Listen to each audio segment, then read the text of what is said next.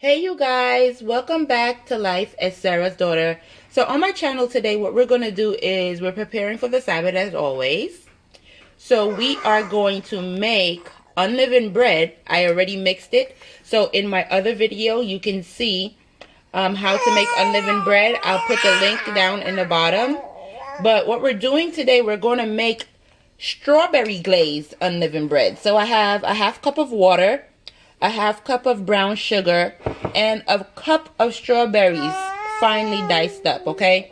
What I'm going to do with these three is that I'm going to put them in the pot and I'm going to glaze it down. I'm going to heat it down, glaze it down, and then I'm going to use a little bit of citrus, whether that's orange juice or lemon or lime. More so about a little less than a teaspoon or a teaspoon.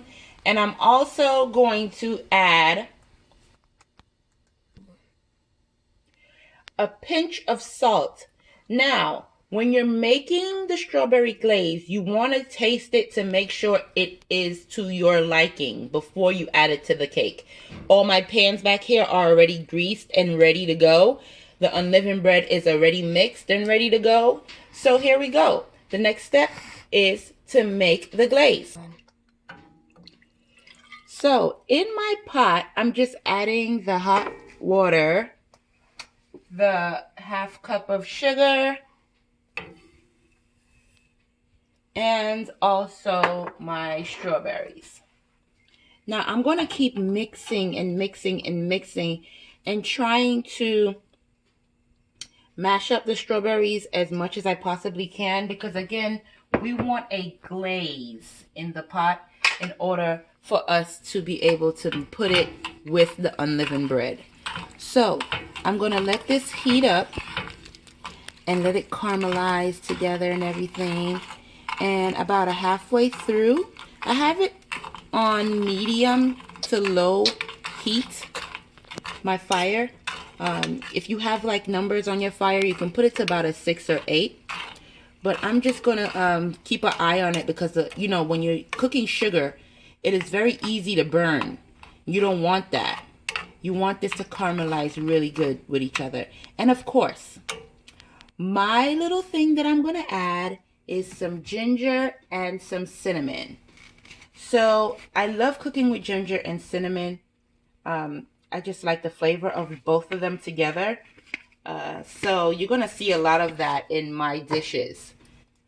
So ginger and cinnamon, and please, please do not forget your little bit of citrus and your pinch of salt. Okay, everyone, so we're back. As you can see, I'm just going to pour it out a little bit so you can see the consistency of it. It's nice and liquidy. And guys, I taste this. Oh my goodness. If you do not understand what that ginger and cinnamon would do to you, honey, trust me. Tribe of Benjamin, I know what flavor is, okay? Hint, hint, okay? But anyway, so what I'm going to do now is I'm going to take my handheld blender, and I'm going to put it together. I'm going to turn the oven off now. So handheld blender, if you want one, I'll put the link in the bottom so that you can order one yourself. And I'm just going to turn the oven off. And I'm going to blend this just a little bit, not too much, because I still want a little chunks of strawberries in the cake. So I'm going to blend it just a little bit, okay?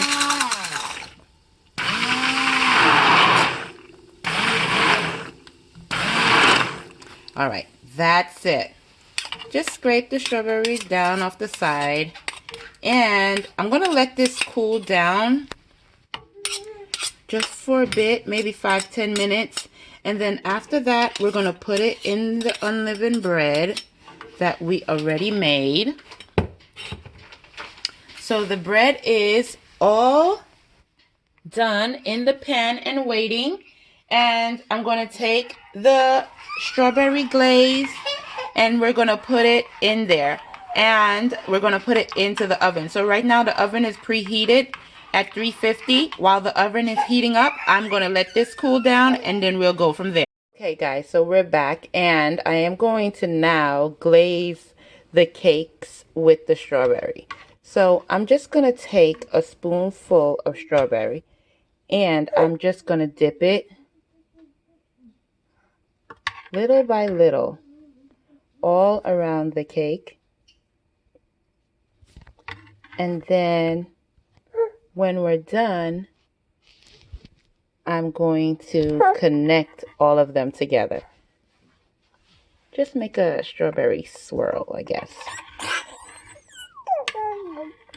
Yeah, Mama, it's good, isn't it? So we're going to do that for each pan.